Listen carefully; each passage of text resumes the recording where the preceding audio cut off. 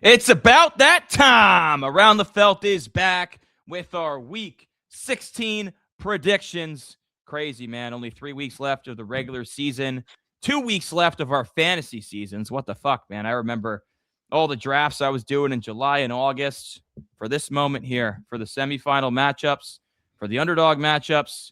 Wild, we're this deep in the NFL season, but we got a full slate of games, 16 games, to break down tonight ahead of this upcoming weekend. And we got some Saturday football too, not just the college football playoffs, but 2 NFL games that we get to dive into. Some division races going on, some games which it's like, hey, we're more concerned about the draft picks, but it's and fantasy football, of course, as we always do. But we're excited to dive all into it. I'm your host, Colin. Joining me, as always, Reagan. Reagan, how we doing, sir? I'm good. I'm ready to rock, talk some ball. Hey, it's a Wednesday night before Week 16. Waivers have run. Hopefully, you got those big ads to go on and make it to those championship weeks next week. But I'm good, man. I'm good. Yeah, I missed out on my waiver. All my waiver claims, someone else claimed them above me. So I got no one I wanted, and they were mostly defenses. So a little bummed out. We're going to have to roll with some dicey matchups from the defensive position this week. But it is what it is, man. We ball. We battle through adversity, and it's how it's going to be, man. You ready to roll, though? Should we get to some news? Yeah, let's do it. Of course, the massive news that came out today.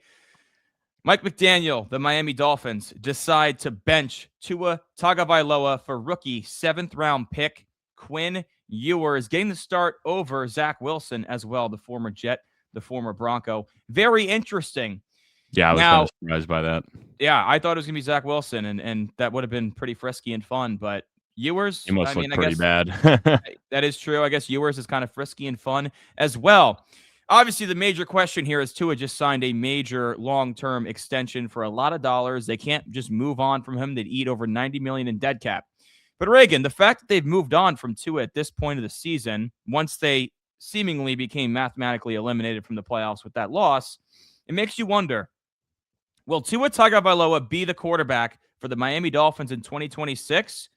Now, and if he is, he looks awful. Will Mike McDaniel be there for it? Because it seems like one of them, if not both, have to go. Yeah, I mean, Tua seems awful. Like, I've been watching him all year. He's just very boring, very bland. Just does not look good. Looks slow. Weak arm. Looks slow. Yeah, he just doesn't look competent at all. No Tyreek Hill, that's elite. Like, he looks like a different player. Yeah. I am leaning towards maybe Tua is going to be the scapegoat and Mike McDaniel will hang around. I don't know. I saw an interesting hypothetical that Kyler Murray for Tua swapped, and that would be interesting. Two teams that are in a pretty bad spot, tough contracts to move, but those 2 contracts you could make work and move them around, and fresh starts for two quarterbacks. So I'd be curious if that actually happens. I doubt it, but I am really shocked that it's not Zach Wilson though. Like, what does it say about him that, former second overall pick hasn't gotten another opportunity anywhere else to actually play in an NFL game or a regular season NFL game? Definitely doesn't bode well for him. Yeah, and it's weird, to go man. With, a 7th-round pick in Quinn Ewers is very interesting to me. It is, man. It almost seems like it's the end of the road for Zach Wilson, at least in Miami, right? Because if they're going to pass over him for a rookie 7th-rounder in Ewers, they clearly don't see him as a long-term solution. He'd only be a backup there. So who knows? You could always go the Sam Darnold route and rejuvenate your career, as we've seen, and Daniel Jones too, like Geno Smith. Like, this was not something that happened in the NFL until recent. So maybe that happens for Zach Wilson, but the fact he's not getting an opportunity to showcase for 3 games is interesting. And when you look at Tua's stats, man, like 2,600 yards, 20 touchdowns, and 15 picks in 14 games. It's not ideal. Leads the league in interceptions. Clearly a problem. I saw during the broadcast, actually, all 15 of his interceptions are against zone coverage, which is so interesting because when you actually think about when this offense was extremely potent with who they had, Tyreek Hill and Jalen Waddle will torch man coverage all day, and Tua was good with man coverage. But zone coverage, he just doesn't read it well. You just can't see it. It's something like, I know Jalen Hurts gets a lot of slack for that too, where man versus zone, he's got major splits. Obviously, they're not the same level right now, which is ironic given Tua replaced him in the championship Yeah, I game was in gonna say the Alabama. Bama boys, yeah. Ironic, right? That now Mhm. not even on the same level as Jalen, although both of them struggle against zone. I don't know, man. I just saw that, thought it was interesting, and it's like Yeah, that is. if he's gonna go somewhere and he doesn't have the weapons, teams will just sit in zone all day. And I don't know if Tua will ever be able to get back to that level that he was in 2023 when Tyreek Hill almost went for 2,000 yards. Yeah. I mean, it's just a lost season at this point for Miami now that they're out of the playoffs. So, like, I respect the fact that they're actually trying some other options on the roster because it's pretty evident that Tua is not it. That is true. In other news, we mentioned this on Monday, the Devonte Adams hamstring. He was questionable. It seemed like people were like, wow, will he play?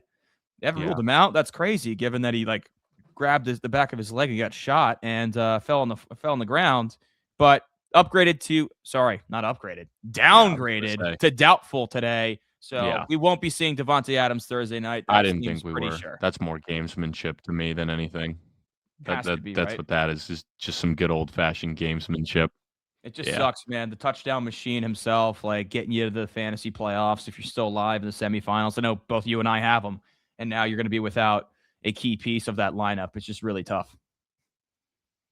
Yeah, no, definitely a brutal loss for your fantasy teams and a brutal loss for the Rams as a whole in a very important divisional matchup, but also a matchup for the potential 1 seed. That is true, man.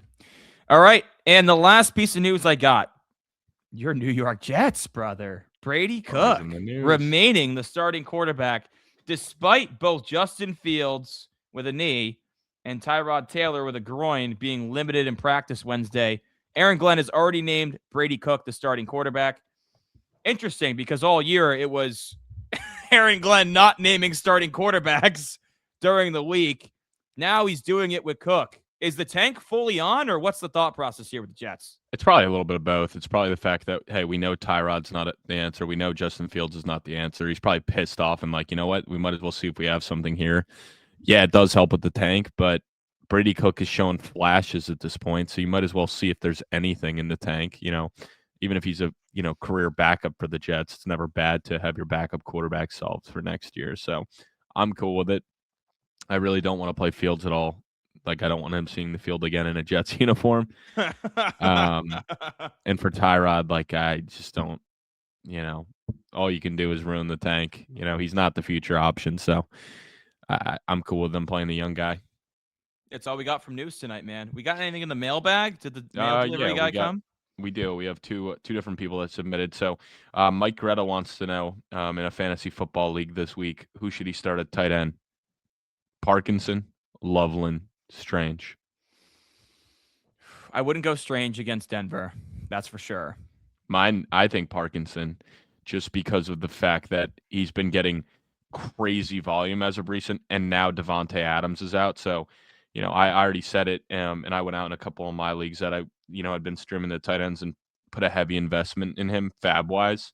But, over the last he's scored a touchdown in every game over the last 6 games but one, and he had 1 2-touchdown game. I mean, he's only getting like 5 targets a game, but Stafford goes to him a lot in the red zone. And I think he'll go to him even more now that Devonte Adams is out, who is his number 1 red zone target. So you got to think maybe he gets closer to 7 or 8 targets now instead of that 4 to 5 range. Yeah, and Tyler Higbee's been out for a while too, so it's all Parkinson, he's not gonna be in. and the fact that he's having all these looks within the red zone with Devonte Adams there. Yeah, I think I would go Parkinson as well. Loveland's tempting, but again, like the matchup against Green Bay, like with no Micah Parsons, doesn't really fucking matter because the linebackers are still healthy and those guys can run. They're athletic. They got speed. They can cover. So it's a tough matchup for the Bears as well. I agree. Even though, I mean, all 3 of them got tough matchups, but given no Devonte Adams, I got to agree with you there.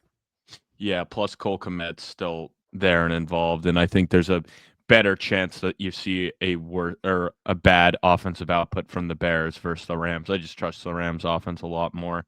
I also think, some other guys you could look at too. I mean, I think Gesicki's in play as well if you're looking for a pivot option.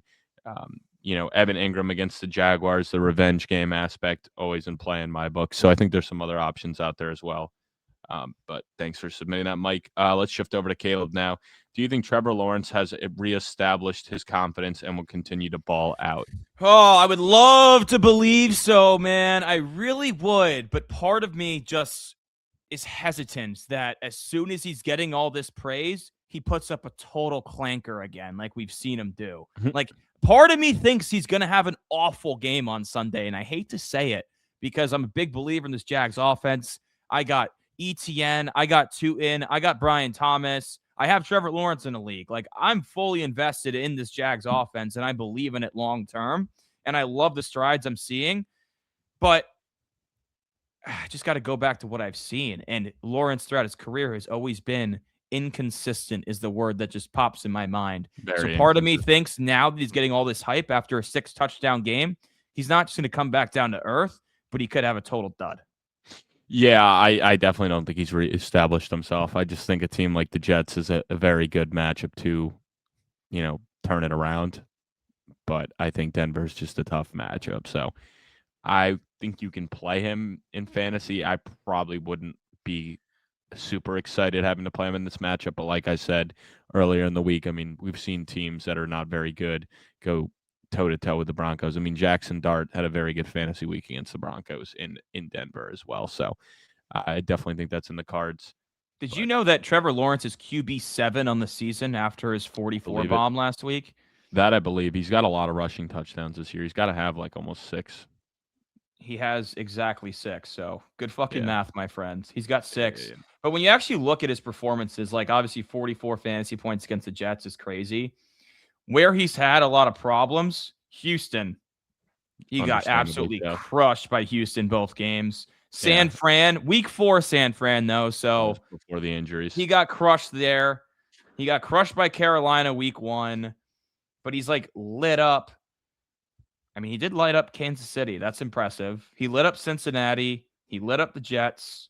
He lit up Tennessee. And I'm like, he lit up the Raiders. I'm like, that's a lot of bad teams. Yeah, besides the Chiefs, yes, that's a good one. But I don't know. Denver's in that Houston tier of defenses in the league. And I see 2 absolute clankers against Houston. And I'm just concerned he's going to have another clanker, like less than 10 fantasy points this week. Yeah. No, it's definitely in the cards. So I wouldn't have all this new confidence in him. I still think we're going to see the more of what we saw throughout the year, the up and down Trevor Lawrence. But let's move on. What could the Colts have done differently to avoid this downfall we are witnessing? Predict some offseason moves they could make to stay relevant. I mean, that's a really good question.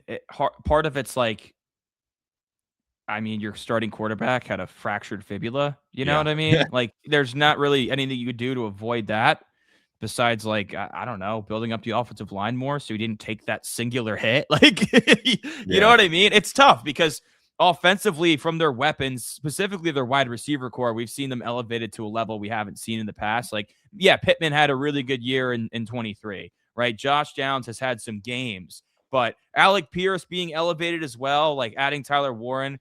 The offensive line has been awesome. JT's had not the best year of his career, which is even crazy to say given the production he's had.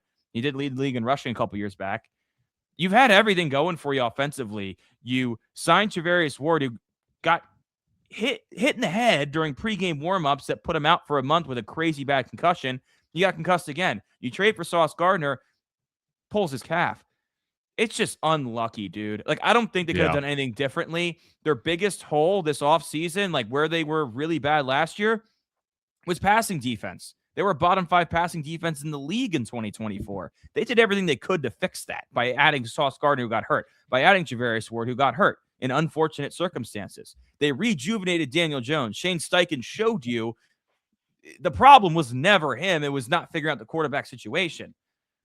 It's shitty, but we've seen it happen with the Niners several times where they're on these stupid hot runs and they're super talented and injuries just to their star players just derail their season. That's what I think happened. I honestly can't sit here and give the Colts front office or Shane Steichen any shit right now. Yeah, and I mean, speaking on the offseason thing, I still think they could use another, like a true number 1. I don't know if they have that at the wide receiver. I mean, you hope Tyler Warren develops into that, the number 1 target, but at the wide receiver position, I don't know if Michael Pittman at this point is another number 1. I mean, we saw it with a couple years back, but I don't know if he's truly ever going to develop another dominant 1. High end Yeah, two, right? like, that's kinda how I view him, so that would help, build up the line a little bit more. I know they lost a lot of guys in the offseason. And the defensive side, I mean, I don't think the defense is bad. I mean, they've obviously invested a lot, and they're not gonna be able to draft anybody, this year or next year in the first round. So that may hurt, but I don't know. I mean, really, Anthony Richardson is kinda hurting them with him not developing into what they wanted him to, because that's really what it comes back to. Because even with as good as Daniel Jones had been, I don't think they're ever winning a Super Bowl with him at the quarterback, where Anthony Richardson was your wild card that was supposed to, really develop into this elite quarterback to put you at the next level. That's a great point because Richardson had the tools to be an elite quarterback. We know Jones's limitations. We also know that he can win a playoff game. It's happened. But when they were like what, 8-2, I mean, we Yeah. talked about it and we were like, do you even feel that they're legit Super Bowl threats and contenders? Like neither one of us really felt that, even though their record was stupid good and they did have some really good wins. But it was just always like, how far can you go with Jones as your quarterback? Because you need an ultra elite defense and some shit to just lucky go your way to ultimately make that run to the end. Yeah. No, I'm with you on that. I'm with you on that.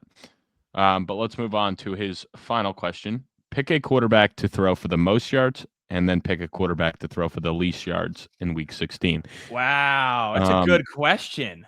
so the most, I'm going to go with slanging that thing, Brissett. I love the matchup with Atlanta. We just saw Kirk Cousins light up, or not Kirk Cousins. We just saw, that game turning into a shootout between Cousins and Baker Mayfield. So I definitely think Jacoby Brissett's in play. I think that has high shootout potential. Fair. And in the least amount, I'll probably go with. I feel like it could be somebody in that. Ooh, that's tough. I mean, Cam Ward's always a valid play. Yeah. You can't go wrong there with Cam Ward. The guy barely I guess throws over Geno 200. Smith's. I don't know though, because Oh, I is guess Kenny Pickett back? Philip Rivers is probably the easy answer, to be honest. Yeah, Rivers is But the stupid easy one. I also don't know. Is it Pickett or Geno Smith for the right Raiders? now it's slated to be Geno. I don't know if it matters. I'd imagine both will struggle, but it might get to a point where it's just crazy out of hand that it's garbage time. Um, yeah, I think Philip Rivers is the easy one. But is there anyone you like to throw for the most passing yards? I like Jared Goff, dude. Jared Okay. Goff's got Pittsburgh. Pittsburgh is the 27th ranked passing defense in football this year. I mean, we've seen them be in shootouts. Pittsburgh, that is. Of course, we know Detroit's been in shootouts because their defense can't stop a nosebleed either. But we just saw Jared Goff have a monster week last week where both Amon-Ra St. Brown and Jameson Williams went for over 100. So I like Jared Goff, man. I think he's going to go for over 300 in this one. And I'd be surprised. I mean, slaying that thing, Jacoby Brissett is always a threat. If you actually look at his fantasy game logs, you're like, holy shit, this guy's been a top 12 quarterback like nearly every week since he became the starter because they throw the ball so much. No, They have he's no been a run beast. game. No run game. They just put the ball in his hands and just throws it around the yard. So And that's a good Donovan pick. Knight's out now too, so that leaves another running back out. So it's gonna be like Michael Carter and the DeMercado show. So I can't imagine the running game setting any better this week. No, that's a good one. I'm pretty pissed because I'm going against Michael Wilson, Jacoby Brissett, and Marv in one of my leagues. They're all three. I don't know. Is Marv gonna play this week? He's in the guy's starting lineup right now. I don't know if he's going to play. Yeah, I don't think he'll play. But then I'm also going against McBride in another league. Then I have McBride in a league. And it's just the Cardinals are just all over the map for me. I'm going against a lot of them. McBride, I got the double-edged sword, which always sucks in the semifinals. Yeah. So, Yeah. It's a good pick, though. That's a good pick. For least, I mean, Philip Rivers is just easy. Like, the guy's probably not going to throw for 200 yards. I mean, he's got a noodle arm at this point. So, I mean, I know San Fran's not like a stud defense at this point, given the injuries, but I don't know. That one just sticks out. I mean, Quinn Ewers is in play, but he's playing Cincinnati. So you got to think he might be able to figure some things out. And I hate to say it, your boy Bryce Young, he does throw for less than 200 yards all the time. Yeah. All the time. No, although Tampa Bay is much worse through the air than the ground. So it is a good matchup for him this week. Yeah, we'll see. We'll see. But yeah, those are all in play. But that's all we got for the questions tonight. Thanks, fellas, for submitting those. Appreciate it. Who had the second set of questions? It was Greta's before with the tight ends. Yeah, but you said fellas. Who is? I know Greta, Caleb. and then Oh, Caleb was all the ones after the tight ends. oh, I didn't know. All right, thanks, Yeah, yeah, Caleb. yeah. I thought they were Maybe all I didn't say Greta. that. Maybe I just segued in. No, that was Caleb. Those ones. Oh, I thought those were all Greta Greta. was just the Nice. tight end one. So thank Caleb's you, just all Caleb. reliable. Greta. He's all Yes, reliable with sir. the question bag. He is. A father. A father has time to submit questions, but not some of our just Wow, friends. really putting it into perspective there, huh? Yeah, come on, That's guys. a good Get point. on it and submit some questions. This guy's a freaking father, father of one, and still has time to submit questions. True though. All right, man. You ready to get to these games? Week 16. Yeah, I am. I'm ready. I It's can't wait to keep I'm not gonna going in lie, on the spread. it's a fun slate. Now there are a handful of games that have like zero playoff implications. Of course, we'll still touch on them because of Yeah, fantasy implications and have draft to. Have to. implications. I mean that's what we do, man. We cover all our bases on this Have to. podcast. We don't want to leave any fans out to dry that tune in. They're like, well, fuck, man. Like I'm a Raiders fan. I still want to hear about my Raiders, and we leave them out. Yeah. So if we got any Raiders fans in the house, drop a comment. Love to hear from you. All right, let's start with Thursday Night Football, though. Rams, Seahawks. Wow. Yeah. 2 11-3 ball clubs, not just gunning for the NFC West, but gunning for the number 1 seed in that very coveted bye. And the Seahawks at home are 1.5 favorites, total 42.5. I kind of like where that line's at. It feels right. I mean, they're saying on a neutral field, the Rams would be a slight favorite, which I can understand that. Tough game here, man. Tough game. Should be a really fun one on Thursday Night Football. What do you think? So I went back and forth on this one a lot, but then I ultimately went with Seattle. I don't see with how good both these teams are, especially their defenses, that this matchup isn't split. So I ended up going with Seattle, giving them the home advantage in this one. I know the line actually started out as them as, plus 1.5. I think the combination of Adams being ruled out and just a lot of people thinking maybe the same way as me, went in favor of Seattle, but I'm going to give them the respect at home. I think this defense is going to step up here, get a big win. And I think for the Rams, losing Devonte Adams is going to be a massive blow to them. It's a lot easier to stop this Rams offense when you only have to stop one elite wide receiver. So taking Adams out of the equation, that puts a lot more focus on Puka Nacua, which you normally can't do when you have Devonte Adams on the other side of the field. So give me Seattle to win this one in a close matchup, but I ultimately think this defense steps up big here and slows down Matthew Stafford in his MVP case. Wow, man. Wow. I mean, let's be honest here. You can go through all the fucking stats you want. These are 2 elite ball clubs. Yeah, 2 favorites. Seattle has the edge defensively slightly. The Rams have the edge offensively slightly, right? No Devonte Adams, definitely going to come into play here. I went back and forth too. I had the Seahawks. I switched, man. I'm going with the Rams. I switched. I'm going with the Rams. So you had the Rams and switched to Seahawks. I had the Seahawks switched to the Rams. That's why it's this week's big bet of the week, because we feel so confident. Yeah, that would be a funny big bet of the week. But yeah, I mean, honestly, what I came back to is the fact that these teams just played in week 11, and you do make a good point about how you just think these teams are going to split, and we kind of play that card a decent amount because usually it does come to fruition. Like elite teams within the division, typically they'll split, right? Yep. But what really just bothered me was the fact that Darnold threw 4 interceptions in that game, and the Rams are still fully intact defensively. And Darnold really, I mean, I know he had a bounce back against Atlanta. You mentioned it earlier, how, Atlanta can get touched up a little bit, but I don't know. Since that game, he had a tough stretch. Arizona was an awful game. The Rams was an awful game. Minnesota was an awful game. And that's all since week 11. I'm just concerned on what Sam Darnold we're going to get. You know what I mean? And that's really what it came down to for me. I think the Rams, short week for both teams, but the fact that they beat a really good Detroit team and, it was a fucking shootout. Like they could win in so many different ways. That had a lot of weight for me. And, the Seahawks kind of battling with Phillip Rivers just left a sour taste in my mouth, winning by only 2 points. So I got to go with the Rams here. Got to go with the Rams. Fair. I'm sure that's what you thought when you had the Rams initially, when you switched. Yeah. Because I had in my brain, I was like, well, Seattle's at home. It's really tough to win there. And they split. They lost the game earlier. They're probably going to split. And the line feels trappy. But then I was line like, does feel trappy. Yeah. The line definitely feels trappy. All right, man. Saturday. Wow, we got 2 ball games. Now, before we get into the games. Means a lot of wheel spins. Yeah, a lot of wheel spins. Before we get into these 2 games, which are sick, Eagles, Commanders, Packers, Bears. What are your thoughts on the NFL scheduling games during the college football playoffs? No issue with it, honestly. You don't care. You're just going to put up 2 fucking TVs. Like, you don't give a shit. Because that's my mindset. I'm like, why are people complaining? People are like, why would the NFL do that? Like, there's playoff games going on. It's like, all right, what is it? Oregon JMU at 8? Like, I was gonna say, like, I'm gonna have, like, I had people being like, you better have the college game on. I'm like, dude, no, I want to watch the Packers Bears. I'm like, it's way more important than JMU Oregon. I'm like, I mean, maybe Oregon can win the national championship, but I sure as hell know JMU can't, even if they do win. But yeah, I think just fire up another TV, fucking use an adapter and just watch both. That's my mindset. That's more ball, I'm good, right? I'm good. That's always in play. But that's a lot of people are complaining. All right, the first game at 5 p.m. Saturday.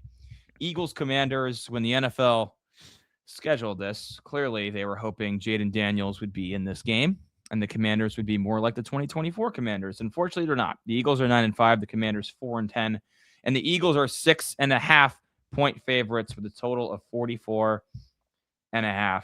I know you, man. No, they didn't even. And I know you were taking the Eagles. No, but the dumb thing about this game was this. Oh no, I'm sorry. This was pre-scheduled. It's week. Or no, wait. No, I'm pretty sure this wasn't pre-scheduled. Was this flexed? I'm pretty sure they left it open for the week 16 and week 17 have multiple Saturday games. So when did they determine this? A couple weeks ago, because they had the Commanders were never in it.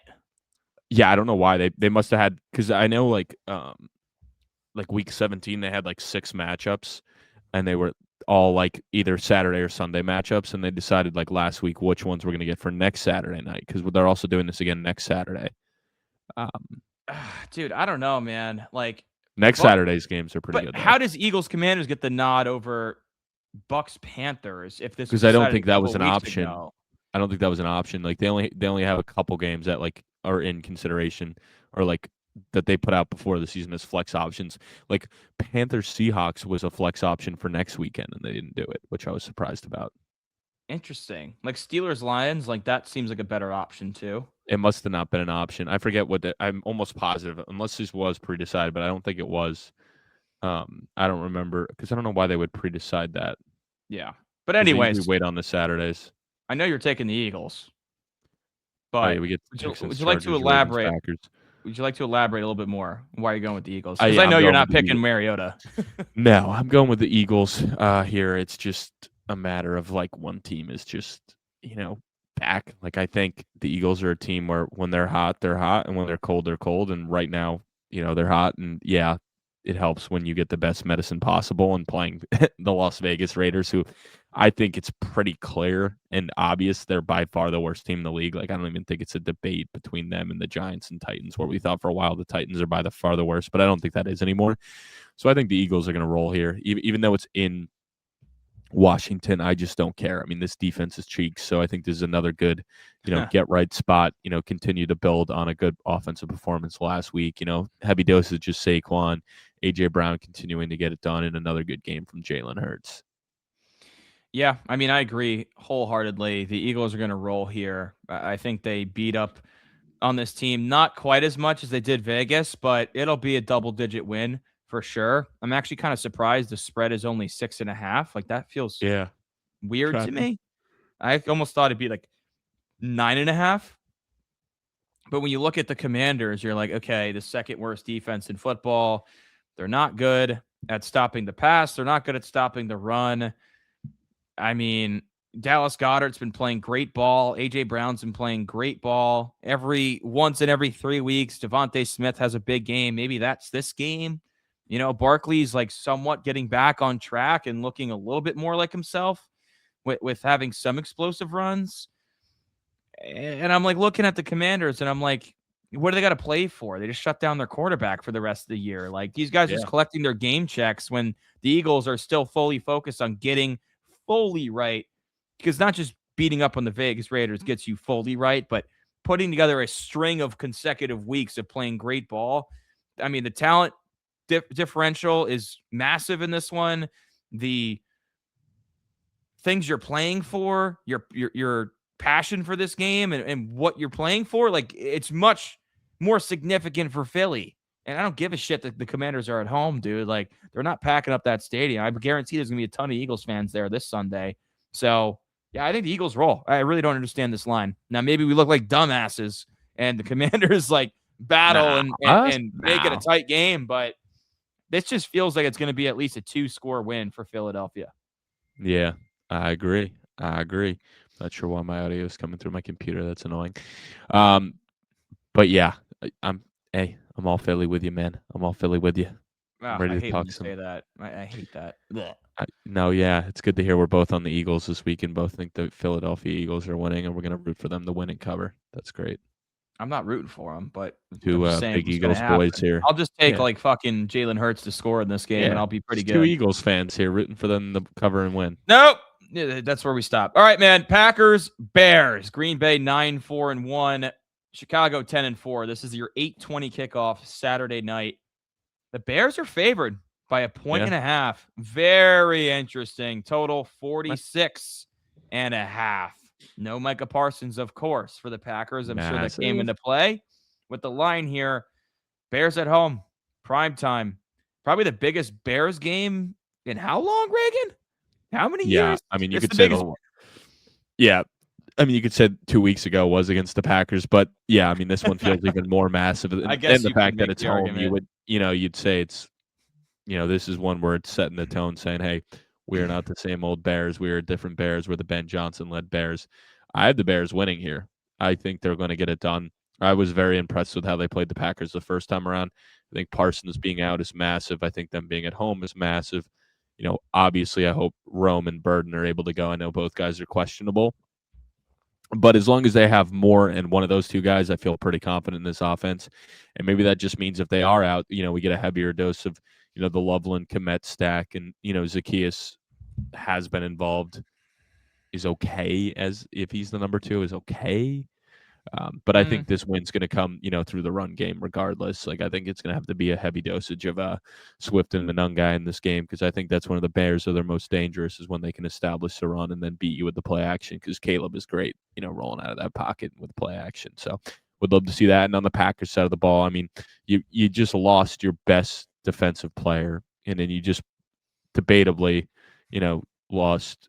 I wouldn't say he's your best offensive weapon, because I would say that's Josh Jacobs, and Tucker Kraft was obviously a better offensive weapon. But the way Christian Watson was playing right now, like, he was currently, one of your best offensive weapons. So I think that's going to be a massive blow.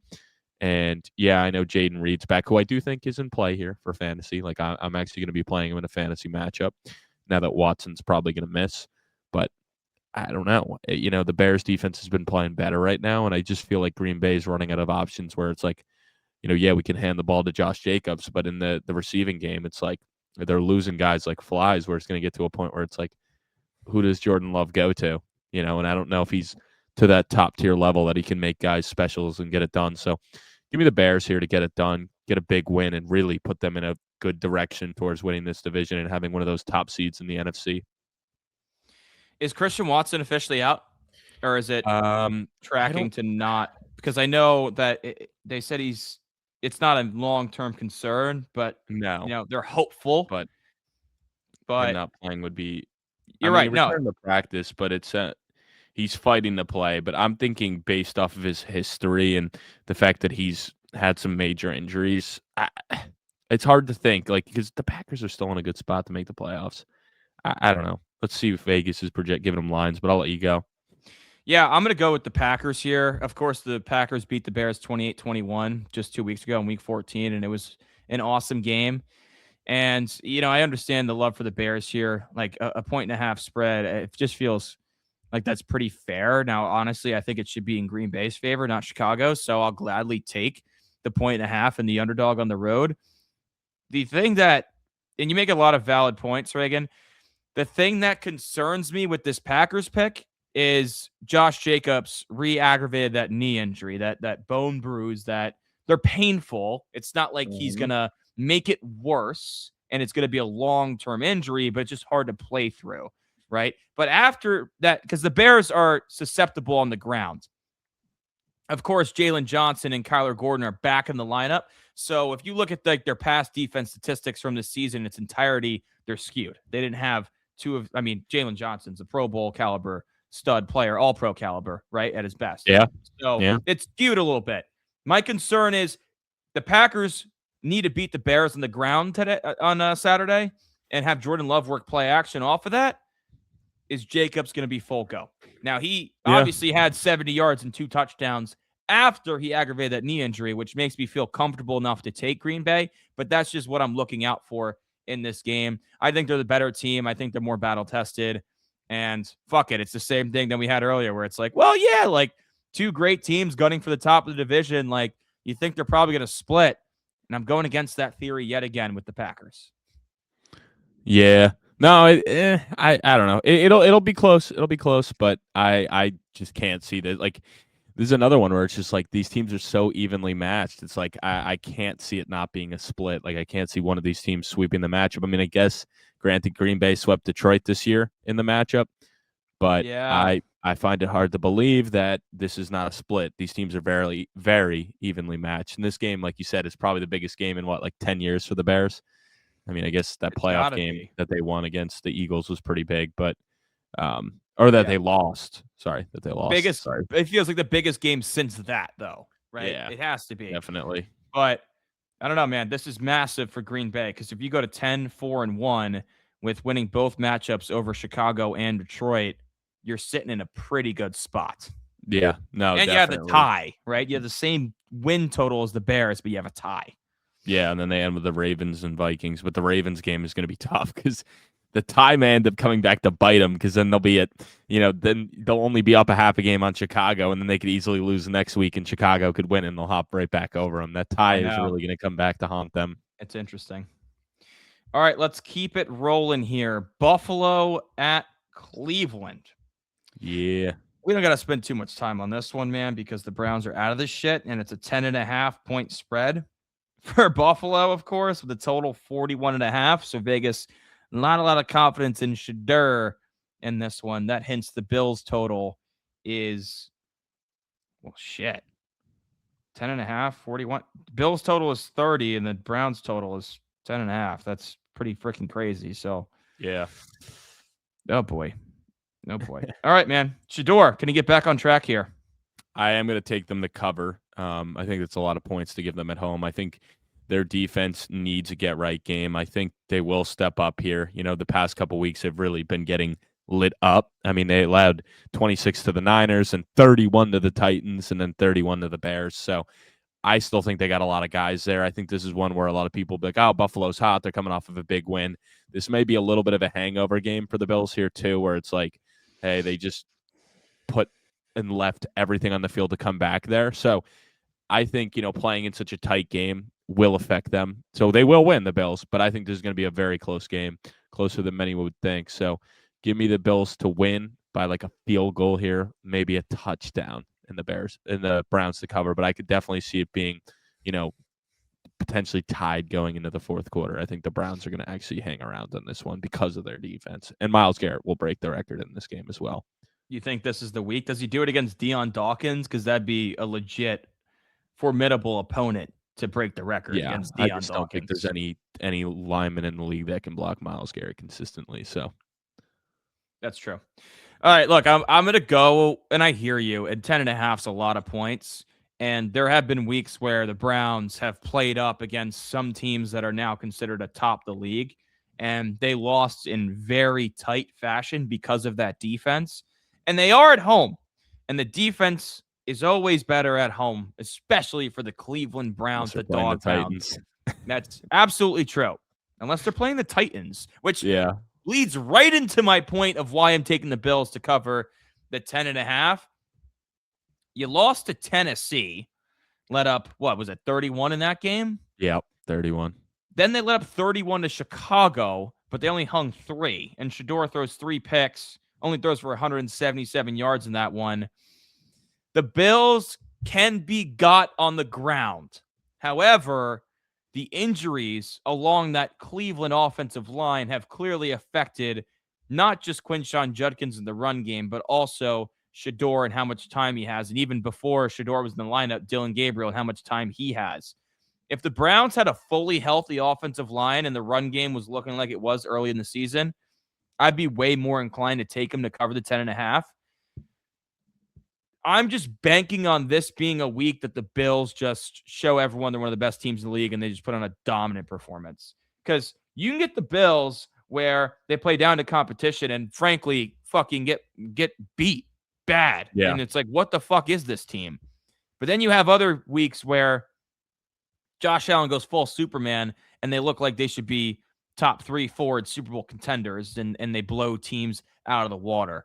I'm banking on that this week. I'll take the 10.5 with the Bills. Interesting. Okay. All right. I can't say I agree, but definitely interesting, man. I just don't want to be a homer. I feel like everybody's going to take Buffalo. So just screams trap. It is valid. Screams I feel trap. like everyone's going to take Buffalo too, but I think so. A lot of money is going to be heavily on them. it is what it is. All right, moving on here to is. one of the biggest games this week. Tampa Bay, 3-point favorites on the road at Carolina. Both teams sitting at 7-7, gunning for the NFC South and that 4 seed in the NFC. The total here is 45.5. It's been pretty inconsistent and clanky for both teams as of recent. So I got to think you're going with your Carolina Panthers. But please tell the crowd a little bit more why. Like, you don't pick the Panthers every single week. No, I'm going with the Panthers. gotta go with the Pete. I mean, hey, listen, they cook as underdogs. They love being underdogs. If you favor them, they're not gonna win. But when they're underdogs, they certainly like to go out there and get some wins. So I am gonna take the Panthers here to win and cover at home. I do think this series will be split. I think it's just gonna go in favor of the home team. So Carolina will win this one. They will get it done. Yeah, I mean, it's hard to really say why on both sides. Like, both teams have been very inconsistent this year, but Tampa Bay, I feel like, is struggling a lot more right now, where Carolina's kind of been like win-loss. Where Tampa Bay, I mean, I believe they started 6-2. So they're 1-5 in their last 6. They've really been struggling. Yeah. And I don't know, man. Like, I like Carolina's defense more right now than I do Tampa Bay's. So give me the Panthers here.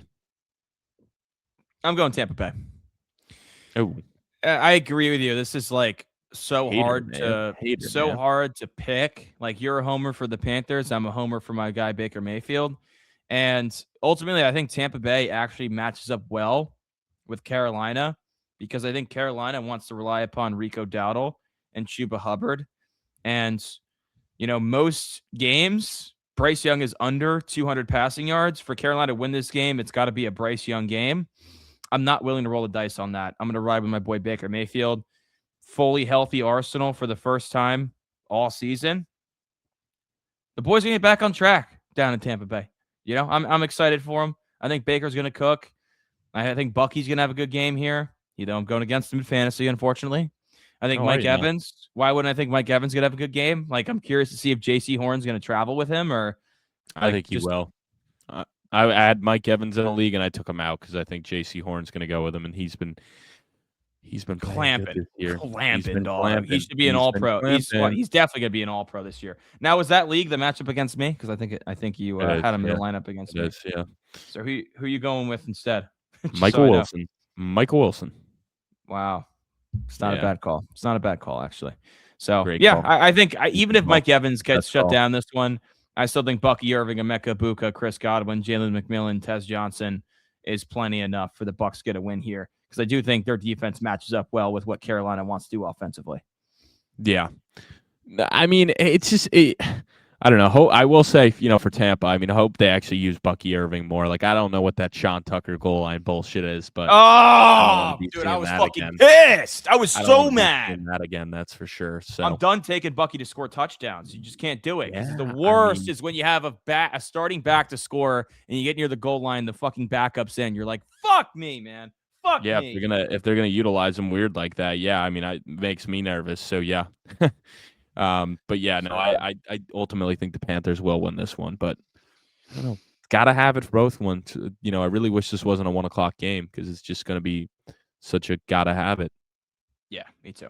All right, moving on here. Chargers at the Dallas Cowboys. Dallas favored by 2.5 points. I understand they're at Jerry's World, but Ray, that's a little interesting to me given the Chargers just beat the Chiefs and the Cowboys just lost to the Vikings at home. So two and a Yeah. half feels weird to me. I like the Chargers here. Who do you like? I actually like Dallas because they're playing for their lives right now. Like, I think the Chargers can afford to take their foot off the gas, but they got some injuries on the offensive line right now. But I think Dallas is due for just a dominant win. Like, this is one where it's like I feel like a lot of people will be taking them out because they're like, oh, Dallas is done.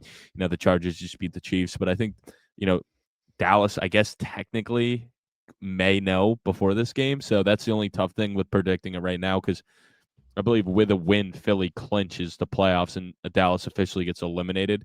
So that could change it in both ways. Like this line's 2.5 right now, but there's a chance like Dallas loses all that hope and faith. But You are right. Philly would have 10 wins. Dallas mathematically yeah, so that's the only thing cannot that get kind to of 10. sucks recording on a Wednesday. We don't know like where Dallas is going to be at, but I'm projecting. I mean, I think Philly's going to win, but I'm still taking Dallas to cover and win. It just sucks because that line, may shift to LA being favorites. But yeah, I'm going to take Dallas right now, assuming, at the time of this recording that they need to win and get it done here. And I think even if they do get eliminated, they're still going to throw out their guys. I mean, you can't they're not going to shut Dak down for the year. They're not going to shut those guys down if they're healthy. They're paying them. So I guess it's all about building the chemistry, especially on the defensive side with some of their new additions. I'm going to go with the Chargers here. And for this to work out in my favor, it's going to have to be a huge Justin Herbert game. And there's no denying over the last month and a half plus when Herbert was in MVP conversations, he was lighting the world on fire. He was one of the best fantasy quarterbacks. He was QB3 actually in fantasy. You thought he was going to lead them significantly farther down the line, and he had a chance to get some hardware for himself and maybe for this team. But even before he broke his hand, he cooled off pretty drastically. There's no denying the new tandem on the interior for the Dallas Cowboys has made a difference for that defense. And Kenny Clark and then Quinn Williams coming over the deadline. It is going to be tough for Amari Hampton and Kamani Vidal to get rolling in this game, given that the Chargers offensive line actually, according to Pro Football Focus, is the worst in football this year. Of course, huge asterisk. No Joe Alt for a majority. No Rashawn Slater for even freaking longer. He got hurt way earlier. Yeah, right? not, So that's not a game. the huge Yeah, asterisk. You have two all-pro caliber tackles. The interior, though, has not panned out like they had hoped with Mekhi Becton, with drafting Zion Johnson out of BC. It's just not worked out like they had hoped. So for this to work out and the Chargers to win, Herbert's got to throw for 250 plus. He's got to use his legs, and he's got to stay healthy and hope that hand doesn't get freaking dinged. Because I think they're going to struggle on the ground here. And, of course, the Dallas Cowboys can hang points on anybody, especially at Jerry's World. So I'm predicting a massive Justin Herbert game, a bounce back. I'm starting him in a fantasy semifinal, banking on that because I think they're going to struggle to run the football here a little bit. And it's going to have to be through Justin Herbert's arm to get this win. Yeah, I think so. I'd have to agree that it will be a big Justin Herbert game here. So I mean, hey, it sounds like you like the over in this one and maybe some Justin Herbert probs. That's what I'm hearing there. Justin Herbert anytime in big dogs. Whoa, that would be pretty greasy, pretty juicy. You gotta think that's like at least plus 200. I tried to do that. I remember I did that last year when I had a losing streak, like mid to end of the season. I went 1 week just stupid, like crazy. It was like $100 to win like over $9,000. It was stupid crazy, and I'm pretty sure I hit like 2 or 3 out of 4 legs with guys that were super. Like I remember Jalen McMillan at plus like 225 was in there. And it kind of got me out of a slump. It's like, all right, I'm seeing the board right. Let's just like fucking lock down on these guys. Yeah, let's lock in money. Maybe I'll get a little frisky this weekend and try to like see if we can hit something super stupid to make big dogs in the positive for the next 2-3 years. Decades. Maybe we'll do that. Decades of it. Decades of in the green. All right, we got to keep moving here because there's a lot of ball to talk about. Let's not spend too much time in this one, though, because I don't really want to talk about my Giants. The Giants are at home at 2-12, hosting the Minnesota Vikings at 6-8. Minnesota only 3-point favorite, though, after Nine's big performance last week and a win against Dallas, hanging 34 points. Of course, the Giants just let up 28 points to a Marcus Mariota-led Commanders offense. Granted, there's special teams in there as well, so it wasn't all Mariota. They'd have a punt return touchdown. But anyways, 3 points for the Vikings does seem kind of low, given all the scrutiny they've gotten this season and the ups and downs and the shitty offensive performance and Justin Jefferson looking like an average Joe. But for me, I got to go with the Vikings here because the Giants aren't showing a ton of fight. And if they didn't beat Marcus Mariota, I have a hard time thinking they're going to be able to beat this Vikings team. Both games at home. What do you think? Yeah, I ended up taking the Vikings in this one. I think they're going to roll here. I mean, they're starting to come into their own right now, where the Giants right now are just, I don't know, they got a whole lot to defeat. They got a lot of not going good for them. They seem like a team that's trying to tank right now, to be honest. You got to think Dart's going to be in the medical tent at some point. He loves that place. I hate it. For the Vikings, though, I mean, listen, man, J.J. McCarthy's playing some of his best football right now. Like, that's going to excite you. You want to see another good 3 games to finish out the year. I'm actually streaming him in a semifinals matchup this week with the juicy matchup and the way he's played. It makes me a little nervous just because of the whole J.J. McCarthy experience, but it's hard to not play him right now with how hot he's been the past 2 weeks in another positive matchup. So, you know, I'm thinking the Vikings get it done here. And the defense played really well as well. So that's another reason why I like them to win and cover here on the road. I think, you know, that heavy blitz scheme is going to be tough for Jackson Dart. But I do like Dart passing or rushing yards here because I could see him breaking a couple big runs here where he's, you know, blitzed heavily and then just is able to evade it and run for some big chunks. So Dart rushing yards is definitely in play. I love that. You better not put him in big dogs because I don't feel like taking any Giants players. No, I'm not. I've been going away from the Giants players the last several weeks. Now, Dart earlier in the year at plus like 250 to 300 was really nice because I was taking it consistently. He was scoring consistently. I really like the call out on his rushing yards. Obviously, it was in my Felt 5 last week. I took 40 plus at plus 200 as my 3 unit, and it cashed super easy. He had a stupid long run in the first half. They don't even need to design runs for him to do that because shit will break down and he'll go make a play with his legs. Yeah. So I like that too. But I got to go with Minnesota, man. Their defense is significantly better. The Giants have the 3rd worst defense in football. They're the 2nd worst against the run. It doesn't even fucking matter who the running backs are for the other team. We just saw Bill Krosky-Merritt have one of the best games of his career last week, and he's been ice freaking cold for the Commanders. So I think even with the corpse of Aaron Jones and Jordan Mason, like they'll be able to get rolling on the ground here. Nine should be able to work some play action. If this isn't a get-right game for Justin Jefferson, I don't know what the hell is. And you really gotta hope for it if you got him in fantasy. I mean, I'm starting him. I got him in 1 league. Can never put Justin Jefferson on the bench, and it's not like I'm putting freaking Quentin Johnson or Keenan Allen in for him. So we're gonna roll with Justin Jefferson. But this has got to be the week for him to get right, and Nine's got to find him early and often. But yeah, this Giants defense is pathetic, and you know, despite them making plays offensively and Dart doing some things, it just feels like the whole tank is on, man. The tank is definitely on for the Giants. And, man, I need my boy Nine to clutch up for me in the fantasy playoffs. I mean, my other options, I guess, you know, and I'm curious. This is a league you're not in, so you can give me advice. This is not a going against you. But my other options are, you know, it's either Nine or I can go with CJ Stroud against the Raiders. I can go with Shough against the Jets. I can go with Bryce against the Bucks, and after that, it gets a little murky with like Minshew, Mariota, Darnold. Like I don't want to, you know, Cousins. I actually think is in play, but I still don't trust it. No, he's kind of more of a Tampa Bay killer. But Nine can run. You know what I mean? Nine can run. You're not going any backups. You're not going Cousins. He needs to throw for 300 yards and multiple touchdowns like last week for it to work out for you. And I have a hard time thinking it's going to happen back-to-back weeks. Yeah. You know, Bryce is interesting, but The only one I would actually I consider don't for love it. myself is Shough, just because he's been using his legs a ton, and I like the way the Yes. Saints are playing right now. I don't love And Stroud. but I I got don't enough love on Stroud at him to all. win. I just sprinkled him rookie of the year, so I don't need anything.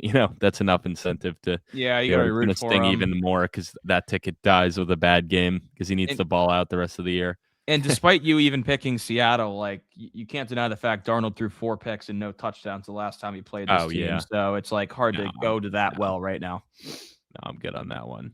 Although he could have a good game, but still, I didn't even tell you that our Shough TikTok blew up. It has 21,000 views.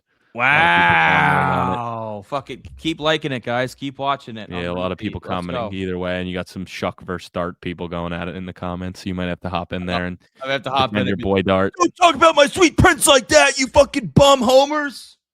Yeah, literally, you're gonna have to get in there and go crazy. That's great, man.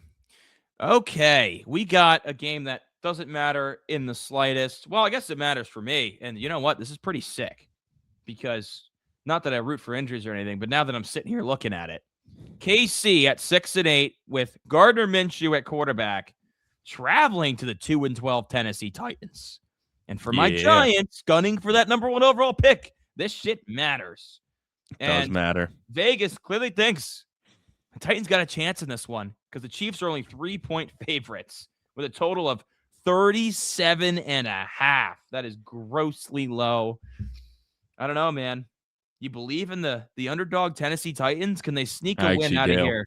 I actually do. I don't even know if that's necessarily sneaking a win, bro. It's just for Kansas City. I mean, I, I can't imagine they're gonna come out with any fire at all. Like I feel like it was all extinguished between, Mahomes tearing his ACL and then them getting eliminated from the playoffs after, the domination we've seen all year. So I think they're gonna kind of roll over here. I think a lot of guys are gonna be mentally checked out. And for Tennessee, I mean, they've been definitely playing better as of recent. I'm still not like, super inspired with how they played, but I mean, in their past, really in 5 of their past 6 games, I mean, they've actually been, or I'm sorry, 4 of the last 6 games have been 1-score games, believe it or not, and they've actually won one of them.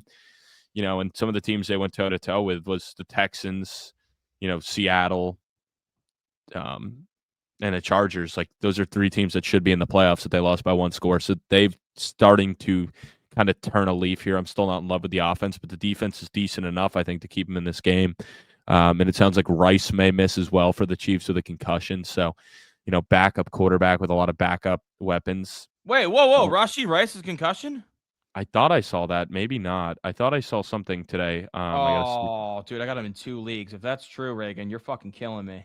I saw something about Rice.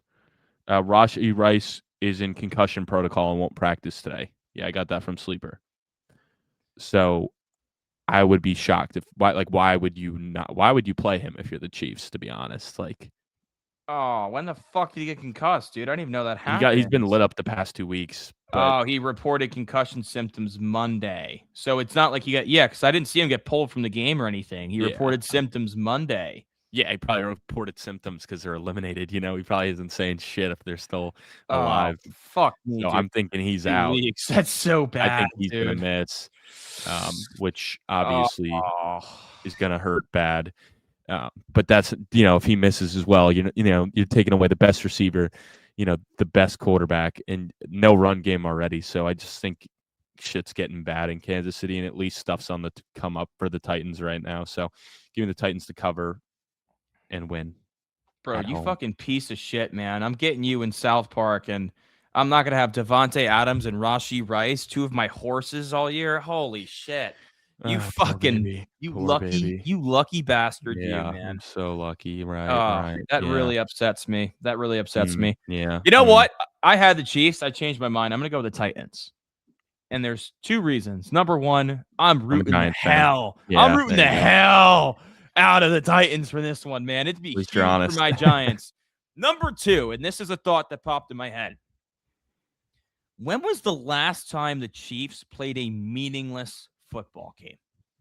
Meaningless. I don't think they've played one Before meaningless. Patrick It would have Mahomes, been, like the year maybe before a bit that, before Alex Smith they went to even. the playoffs with Alex Smith. When was the last time they played a game that meant fucking nothing? Yeah, I don't know, man. I feel I don't like they're know. going to be like, they're not going to have that same juice, that same energy. And it's just going to be like, what are we playing for kind of mentality? Just something they're so not used to that it might feel like weird and like a culture shock for them on the field on Sunday, where the Titans have been in that realm basically the entire fucking season. So fuck it, man. Maybe the Titans are like, these guys are vulnerable. Like, they were just in the Super Bowl last year. Let's bring it to these fuckers. I'm tired of the Chiefs. Like, let's go play some ball. Where the Chiefs may be like, this doesn't matter. Like, no Pat. We got a backup quarterback. This is not in the playoffs. I just think it's going to be the mentalities that decide this game. Give me the Titans, dude. Give me the Titans. All right. The fighting Titans. All right. Another interesting one with a backup quarterback involved. The Bengals and the Dolphins.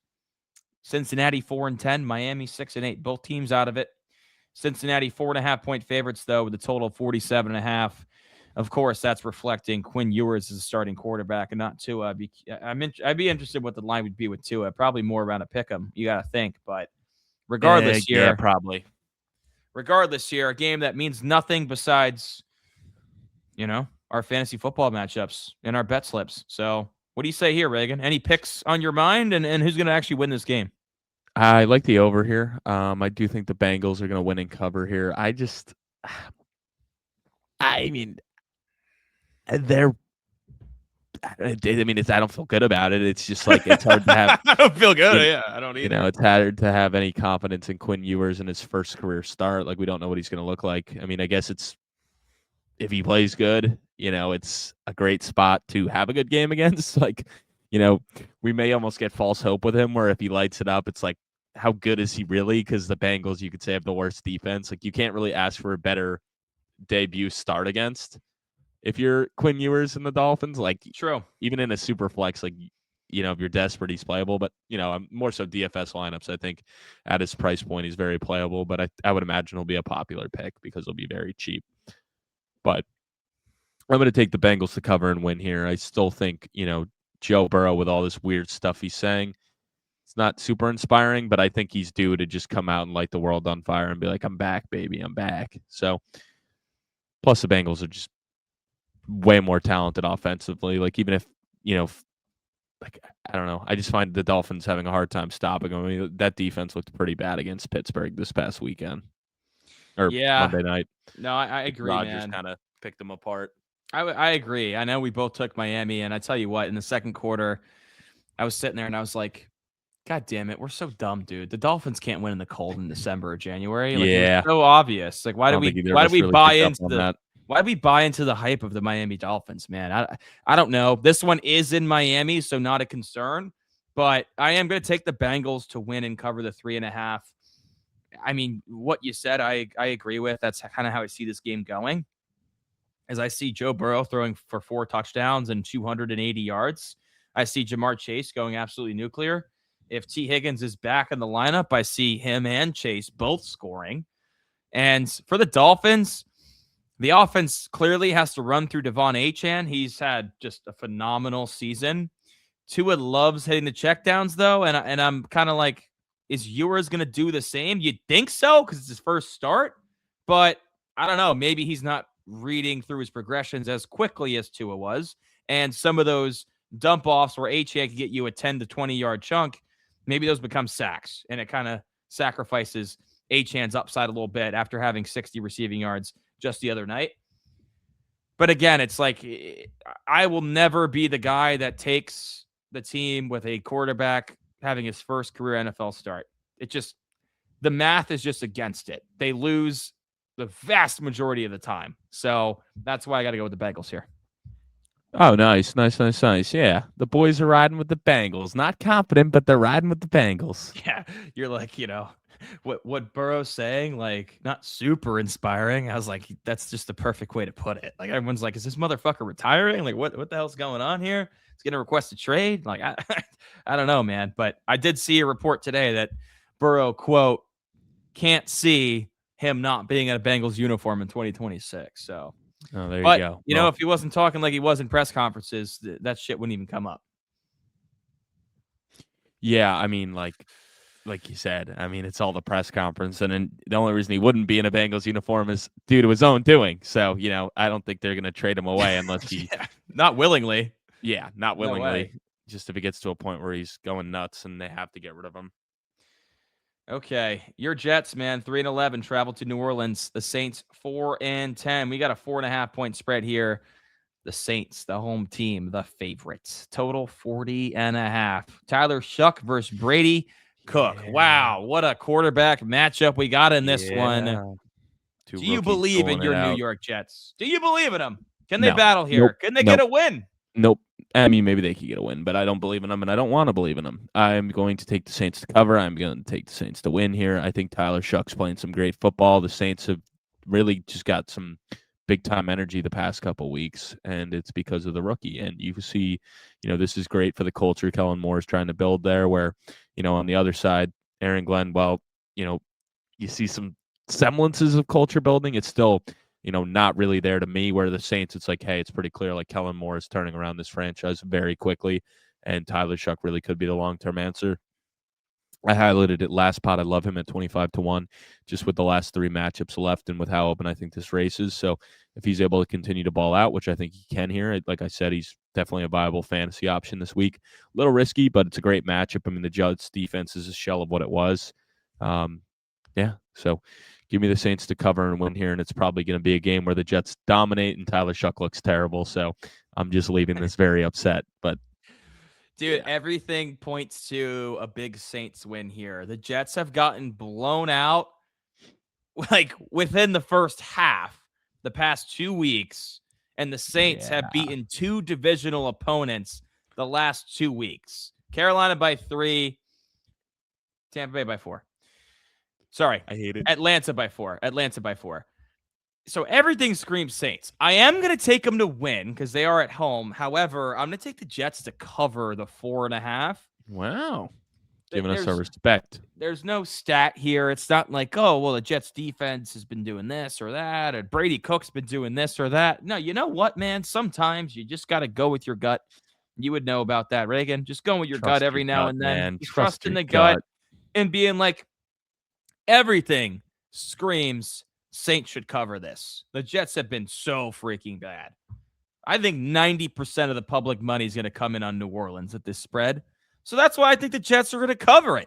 Hey, however, I'm not naive enough to think that they're going to win because, I don't know. I think Tyler Shough has shown us that he can win close games now, and he's getting better and better with each game. So I think at the end of the game, whether it's the ball in Brady Cook's hands and he falls just short, or it's the ball in Tyler Shuck's hands, go get us a field goal for a win, I think the Saints at home get their 3rd win in a row. Yeah, Shough season, baby. Let him cook. That award's his. Take it now. I'm telling you, next week when he's 10-1, you're going to be regretting it. Yeah, I mean, you've been pretty good with the long shots. I got to give you credit. Even if they don't hit, you're still very, like the Daniel Jones one was just so spot on. So spot on. When he's 10-1 next week. Don't say I didn't tell you. All right, Jacksonville at 10-4 travels to the 12-2 Denver Broncos, who are 3-point favorites here, riding a 10-game win streak. Total of 46.5 seems stupid high given the caliber of these defenses, but as we talked about, sometimes the Denver defense does give up a big number. They did last week. They did against the Giants. It can happen. That does seem like a big number, though. I almost favor the under. But what side do you like in this one, given the Broncos are your Super Bowl pick? Got to believe that's where you're going. Yeah, I got the Broncos to win here. I got the Broncos to cover here with a chance to potentially, I mean, I guess I wouldn't technically officially clinch the 1 seed because they would need the Ravens to beat the New England at night to officially clinch it. But this is a massive game for them at home. I think they're a whole tier above Jacksonville. I think Trevor Lawrence is going to come back to the Trevor Lawrence we've seen all year that is going to struggle against his defense. And I love the Bo Nix we've seen of recent. Their Broncos are coming into full form right at the right time. Offensively, defensively, they're really starting to lock in on both sides of the ball. And this is a team I thought coming into the year that we were going to get for the majority of the year. And I'm glad it's here. And I think they're going to show like, hey, we're just a dominant 1 seed. And the AFC's running through mile high, baby. So give me the Broncos to cover and win here. I think they could win by double digits here. I think the Jaguars are going to be outmatched. I'm also going to take Denver, man. And, I don't need to go into too much detail because I kind of said earlier when we were talking about what quarterback to play that I think Trevor Lawrence, after getting all this hype, is going to come back down to earth and have a dud of a game. When you pair that with the fact Denver is the number 2 rushing defense in football, and I know ETN's been pretty hot the last couple of weeks after he burned us in big dogs, just crazy timing. But I don't know if ETN's going to be able to get it done as much on the ground. Fantasy-wise, he should do enough because he's going to get 20 touches. So from pure volume, you'll get at least a pretty good floor. Yeah. But from pure Especially with football, Tootin' out. yeah, with Tootin' out for sure. But from a pure football perspective and who's going to win this game in real life, I do think it's going to be a struggle offensively for Jacksonville. Denver's at home. I believe they're undefeated at Mile High this year. So it's just a tough place to go win. And, in the elements, I got to go with Denver here. A team from Florida ain't rolling into Denver and beating a Broncos team on a 10-game winning streak. No, sir. No, sir, they ain't. No, sir, they ain't. Atlanta, Arizona. 2 teams out of it. Falcons 5-9, Arizona 3-11. However, 2 frisky and fun teams, especially for fantasy football playoffs in the 4 o'clock. You got to put something in big dogs in this one. I'm excited. I think I got it, man, because it's like, you know what? The 1 o'clock games were fun, and you kind of have an idea of who's winning your fantasy matchups, and you might be looking real good, but your opponent might have a motherfucker in this game that might just blow it up, and it's just, that's it. This is the game that I think is going to make or break some fantasy matchups here. Atlanta's the 3-point favorite, though. The total, 48.5. We love that number. What are you thinking, man? I do love that number. I'm actually taking Arizona. Yeah, I'm going to take Arizona to cover and win here. I think they're going to actually get it done in a positive game script where it doesn't get out of hand super early. I also don't really believe in Kirk Cousins. He just somehow historically does well on a Thursday night football. He's a short week king. He also does really well against Tampa Bay historically. So I think it's more of that than anything. And I think the Cardinals are just really due for a win here. So give me Jacoby here to ball out. I still love the over in this one, in some of my underdog lineups. And if I do any DFS, I'm definitely going to be targeting guys in this matchup. But that's kind of where I'm at. Give me the Cardinals here. I mean, honestly, that's a good pick because I'm taking the Falcons, and it feels like every time I take the Falcons, they lose, and every time I go against them, they win. Because, you have the weeks where they beat Tampa Bay, come from behind 29-28 like they did last week. But then you also have the game where they lose to the Jets and they lose to the Seahawks by 30 points and they were never really in it. And it's you never know what you're going to get. The Atlanta Falcons are like a box of chocolates. So the fact that I'm taking Atlanta here, you should feel pretty good about your cards pick because this team loves to fucking burn me. I'm taking Atlanta because I love Bijan Robinson. I love Kyle Pitts. Those boys are scorching hot. I think they can continue to do that. I think this Arizona defense is very gettable. And that's about it, man. I honestly, I think this is going to be a barn burner. It wouldn't shock me if Arizona beat them by 2 touchdowns. But I got to go with Atlanta, man. Just rolled off a big win last week. I got more Falcons guys on my fantasy teams. I like Atlanta. I like Kyle Pitts. Fuck it. Vibes are high. They also got more rest here. They played Thursday night. Arizona played Sunday. That extra 3 days will come in handy. They've been plotting. They were watching on Sunday.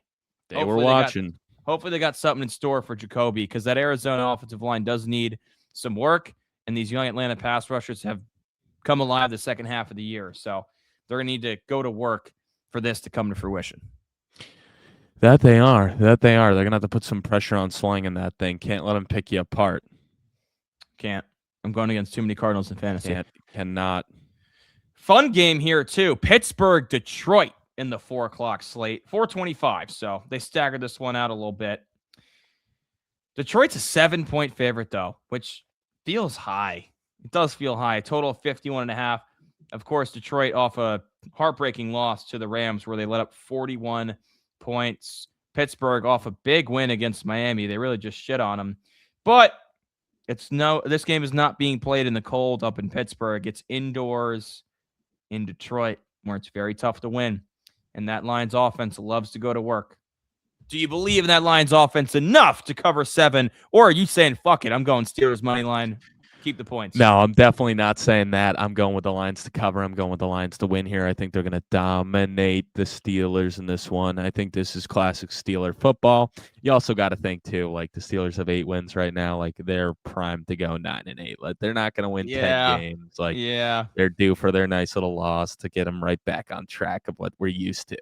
So give me the Steelers, or give me the Lions in this one to dominate. I think big offensive performance, and I think that Steeler defense that is very good is going to struggle here, and I think Rodgers is going to struggle a lot here as well. I just think the Lions are going to dominate this one, win this one by double digits, and really tighten up that race, because I do think we'll get into that one later, but that AFC North race is tight. Dude, I don't really think this Steelers defense is, your uncle's Steelers defense. They're definitely not. 5th worst in yards allowed per game, 6th worst in passing yards allowed per game. And I mentioned earlier when we got a great question from, was it Caleb or was it Greta that asked that question about who could have the most passing yards this week? That was Caleb. But I mentioned Jared Goff for a reason, because I think he's going to light these boys up on Sunday. And it's going to be, and granted, the Lions might let up 24, 28 points to Pittsburgh. I don't care. I think the Lions are hanging 40. I think if you got Jahmyr Gibbs, you got Amon-Ra St. Brown, you got Jameson Williams, you should be licking your chops, because this is a prime matchup at home, backs against the wall. Detroit's essentially got to win out to get in at 11-6. So, Dan Campbell's going to have these boys fired up. Give me Detroit, man. I think they whoop ass. And I don't give a shit if their defense lets up a few scores. That offense is going to be humming. That offense is going to be humming. Big St. Brown game again. Mark it, book it, count it. All right. Moving on here. A game that, holy shit, I don't know how many people want to watch this in the 4 o'clock slate, but Houston is a 14.5-point favorite at home against the Las Vegas Raiders. I don't think it matters. That line ain't moving if it's Geno or Kenny Pickett. That just 2 touchdowns is nuts. And that's what the flaws Houston has offensively. However, I know you like to take the underdog when they're giving up this many points. So are you going to take the team that you have deemed the worst team in football to cover this spread? I am going to take the team that I deem the worst team in football, because I think that team that is so freaking bad is also an NFL team, and I think they're so due to just have a game that they hang around and, really hanging around, and this one isn't that crazy. It's 14.5. I think they could easily get a backdoor cover where it's 14 points going into the 4th. And, then Houston gets up to the 21-point lead, and then they get a garbage time touchdown at the end to cover the 14. So I think hanging around in this one probably won't happen. But in the sense where they can cover, I think Vegas has enough with Brock Bowers and Ashton Genty and Geno Smith to put together a drive here or there to keep it close. And still, Houston offense is very clanky and disgusting. So I think this will play into the favor of them, where they want to play defense and try to run the ball. So I don't think there'll be a lot of possessions on either side. I think this will be one of the quicker moving games, lower scoring. I could see Houston winning this one 21-10. Just a gross low scoring game, but enough for the Raiders to cover. You there? Oh, you can't hear me. This happens every time. I don't know why you can't hear me, because I've been talking. So, yeah, that's why I'll be taking the Raiders to cover, but Houston will win ultimately. But who do you got? I'm definitely taking Houston to win. I am going to take them to cover. I am going to take them to cover. Wow, that's a lot of faith. It feels gross, and the way I'm going to predict this score is them covering by half a point, but I'm going to go 21-6. 21-6. Raiders get a couple field goals, but you can't deny the fact that the Raiders have had much juicier matchups. And Genty couldn't even get rolling in those games. They can't block anything to save Ashton Genty and get him rolling. Brock Bowers, some weeks he's having monster games, but there's also other weeks where it's fucking shit. He's got a ton of targets. They just can't get him the football, because every team's all right, let's take that guy away. And who else on this passing attack can beat us with that quarterback play? Literally nobody. So even if Brock Bowers is making one-handed catches and scoring 2 touchdowns, the Raiders just still find ways to lose. This would be the week, though, that Ashton Genty cooks. This would be the week. Dude, I tell you what, I'm seeing seeing people in my leagues have him on the bench in the fantasy Yeah, semifinals in and I don't blame redraft him. too, where it's like that's your first or second round pick on And the I don't blame bench, him. which is And I nuts don't with blame this him. matchup, given how he's played. So yeah, you're right. It would be the week where he goes off and everyone gets burned. But I don't see it happening. I don't think any Raider scores a touchdown in this game. Houston defense going to eat him up. The offensive line for Vegas is just grossly bad. Like it's almost pathetic. Like it's almost like it's a college offensive line out there. That's how bad these guys have been. And let's be honest, Will Anderson and Danielle Hunter are going to go to work. And I don't give a shit who's at quarterback. They're getting hunted down all day. They're getting hunted down all day. Hell yeah, brother. He don't give a shit. Sunday Night Football. We got a freaking banger. The Patriots, huh? Still alive for the number 1 seed. Oh, that tough loss to Buffalo last week really hurt their chances. But now they got to fend off Buffalo, and they're hosting the Baltimore Ravens, who are actually 3-point favorites in this one at home, despite their up and down struggles this season. Very interesting, Reagan. Great matchup. I'm excited for this on Sunday Night Football. Do you believe in the young buck Drake May, or is the former MVP Lamar Jackson going to get his Ravens on track, ready to roll, gunning for the top of the AFC North? Yeah, I'm going to take the Ravens to win this one and cover. While I do think the Patriots are very good, I just think the Ravens are a team that has been super up and down, but it's go time, man. And this is a team that realizes their window's open. The big bad man and Patrick Mahomes and the Chiefs are out, and you got to go win this. You got to give yourselves a chance against that Steelers matchup to matter. So I think this is one they win here at home here. I think the Baltimore faithful is going to come out. It's going to be loud. It's going to be a great environment here. But yeah, I do have them. I know historically Mike Vrabel does have the Ravens number pretty well. Like he usually has a pretty good game plan. So I think they'll kind of slow down Derrick Henry, and it's going to have to be through the passing game and Lamar Jackson, but give me the Ravens to get it done. I kind of like Mark Andrews to score in this one. Okay. It's just tough taking Andrews because he doesn't have more than like 3 catches in any given game. It's like, yeah, but I would put him in big dogs. I'm just feeling it. All right, so we're gonna put him in. You hate your tight ends. When's the last time you put a tight end in big dogs? I think I had Kittle a couple weeks ago. Yeah, did I not? Dude, beats me. I don't know. I can't remember. Dude does not like himself a tight end. That's my for phone's sure. dead. My phone's dead, or I'd look back at the big dog history because I write it down every week. So I can't give that to you right now. I'm gonna go with the New England Patriots to win on the road, and this one hurt. This one really hurt. I got the Ravens preseason in the fucking Super Bowl, dude. That doesn't happen if they lose this game, I don't think. So that's hurtful, and it's tough, like admitting, hey, maybe I was wrong. And it's not that I don't believe that the Ravens are still a good team, but 2 things stuck out to me. Number one, I understand the Patriots lost last week. You can't deny they're up 17 on Buffalo. That is impressive. And I think they're going to come to realization like, wow, like that was a really tough loss. How did we blow that? How do we get better from it? Like they're in a position where it's not a crushing loss because their record is so good right now with how they played all season. But it's crushing in the sense that they probably lost out on the 1 seed, but that's really all that hurt them because they still control their own destiny for the AFC East as well. But with a veteran coach like Mike Vrabel, I think he's going to be able to get the right mindset for those guys that they're going to be able to bounce back, learn from it, and respond in a good manner. That's number one with why I'm going with New England. Number 2, if anyone knows how to stop Derrick Henry, it's Mike Vrabel.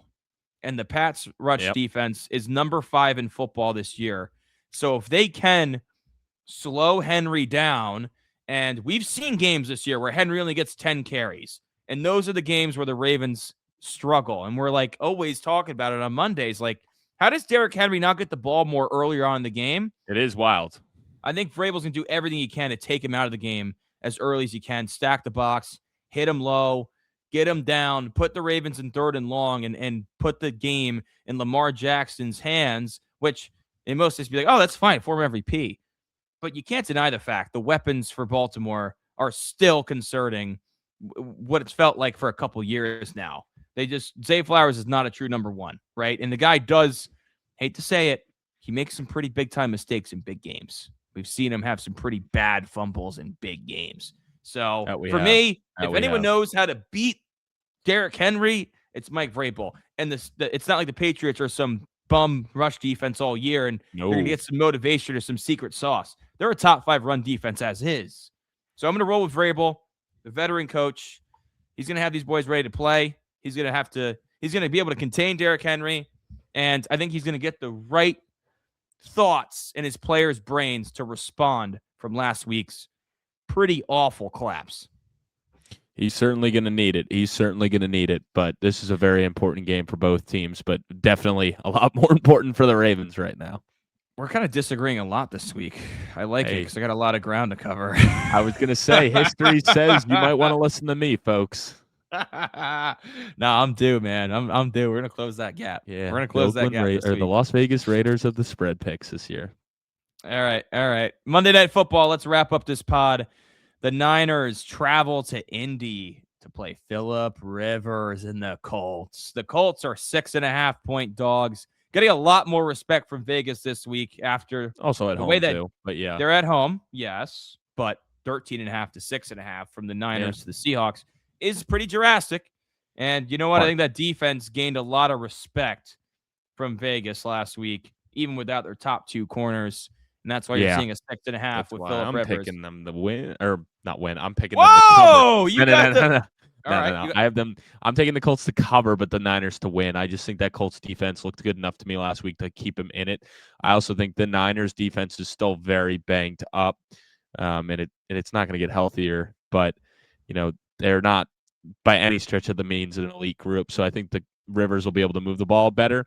But not only that, I think a big Jonathan Taylor game is in store to keep them in this. I think he's going to be heavily utilized, but I think he'll have more success because you can heavily utilize him against Seattle, a top unit, and it's okay, which I think he still looks pretty good. It's just tough against a defense like that. But in this matchup, I think he's going to be a lot more effective as a runner. I think he can beat San Fran on the ground. I think Rivers will be better, as a passer and only get better as the weeks go on as he gets more and more in the football shape but I would imagine he'll look better in this matchup as well with a little less rust. So 6.5 is a lot, and I think this defense can do enough where we might be going into the fourth quarter tie ball game, and it may actually come down to a 49ers kicking a game-winning field goal. But I do think they'll be able to win this one. They have too many weapons offensively to be bottled up, but I think the Colts can hang around in this one. I do agree with you where I think this is a prime spot for JT, and it's like, all right, San Fran knows they're going to run the ball with JT. I don't think it matters because I think he's going to get 25 carries here. And he is Jonathan Taylor. That he is. And I am concerned about the run defense for San Francisco and how it's performed without, we don't have to talk about it, but obviously they're without their 2 best front 7 players and Nick Bosa and Fred Warner. And that's clearly a big problem because they were never able to properly replace Dre Greenlaw as well at the other linebacker spot. So it is concerning because this plays in the Colts where they can just run the shit out of JT. Ultimately, I'm going to play a card that you like to use. I feel like everyone wants to root for Phillip Rivers in this story. So they're going to take Phillip Rivers and the Colts in the 6.5. And Vegas is going to clean up on the Niners, just rolling. Because Brock Purdy's been playing great ball since he got back from injury. And I know last week I was big on JSN and the Seahawks because I was like, how they were at the top 2 corners, Sauce Gardner, Travarius Ward. How are they going to stop JSN? Now, JSN didn't score. I was off there. But he did have over 100 yards. Yeah, so in the second half alone, he cooked. it was nuts. So I see half. Brock Purdy spreading the ball around as he does. Hopefully, Ricky Pearsall's good with the ankle and the knee. It's concerning, but he had a big game last week, like nearly 90 yards. But we could see, even if Pearsall's not in there, I don't give a shit.